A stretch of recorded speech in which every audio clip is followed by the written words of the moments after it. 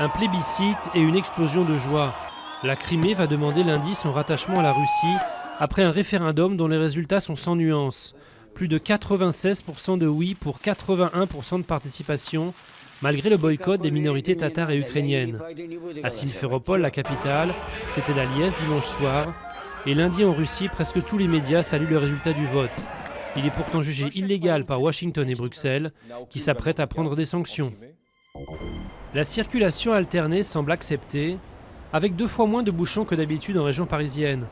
Depuis 5h30 du matin, seules les voitures et motos dotées de plaques impaires sont autorisées à circuler dans la capitale et les 22 communes limitrophes. Une mesure inédite depuis 1997 qui vise à lutter contre la pollution aux particules fines. Marc Blondel est mort. Forte figure du syndicalisme français, l'ancien secrétaire général de Force ouvrière pendant 15 ans, de 1989 à 2004, est décédé à l'âge de 75 ans.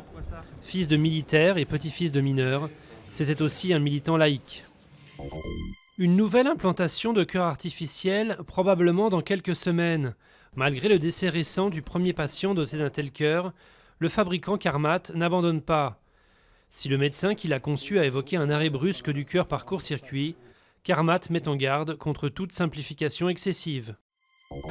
Un véritable festival de couleurs. Comme chaque année à l'arrivée du printemps, des millions d'Indiens célèbrent la fête de Holi. Ils se jettent surtout des pigments de couleurs les uns aux autres.